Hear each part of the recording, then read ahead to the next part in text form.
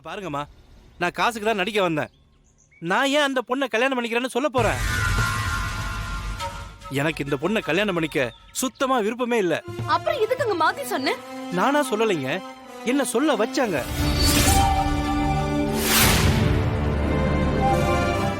என்ன சொல்ற? யார் உன்னை சொல்ல வச்சா? என்ன கடத்திட்டு போன அந்த புவனேஸ்வரி தான்.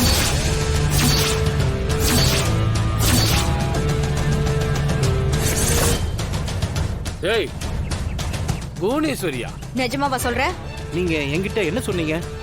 கல்யாணம் வரைக்கும் மாப்பிளையா இருந்துட்டு கல்யாண நாள் அன்னைக்கு லெட்டர் எழுதி வச்சுட்டு போக சொன்ன. அந்த புவனேஸ்வருடைய ஆளுங்க என்ன கடத்திட்டு போய் நீ சாருவை தான் கல்யாணம் பண்ணணும், இல்லனா என்ன கொன்றுவேன்னு மிரட்டினானுங்க. வீட்டுல கேட்டா அப்படிதான் சொல்லணும்னு சொல்றாங்க. அதான் எனக்கு வேற வழி இல்ல, அதே மாதிரி சொல்லிட்டேன். அப்பா என்னப்பா இது? இந்த புவனேஸ்வரி இப்படிலாம் சொல்லிருக்காங்க. எனக்கு ஒண்ணும் புரியல தங்கம்.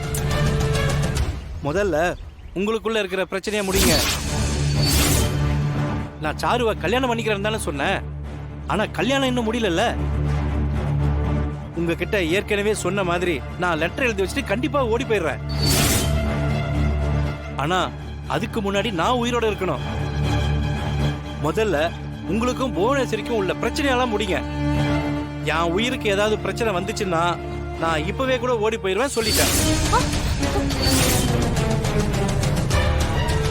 நான் வரேங்க. ஷோ, நான் தான் சொன்னல அந்த புவனேஸ்வரியை நம்பாதீங்க நம்பாதீங்கன்னு. இப்ப பாத்தீங்களா அவ என்ன பண்ணி வச்சிருக்கான்னு? மாமா, அந்த புவனேஸ்வரி ஏதோ உங்களை வச்சு விளையாடுறாங்க மாமா.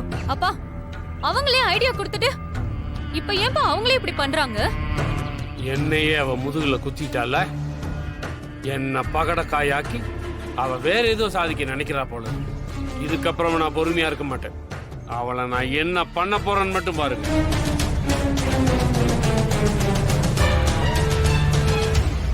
அண்ணி, இப்ப என்ன பண்றது? பழைய மாதிரி நம்ம திட்டம் போட்டபடிதான் பண்ணி ஆகணும். கல்யாணம் நடக்கிற அன்னைக்கே அந்த மாப்பிளைய ஓட சொல்லிடலாம். நீங்க என்ன பிளான் பண்ணாலும் நான் நினைச்சதுதான் நடக்கும்.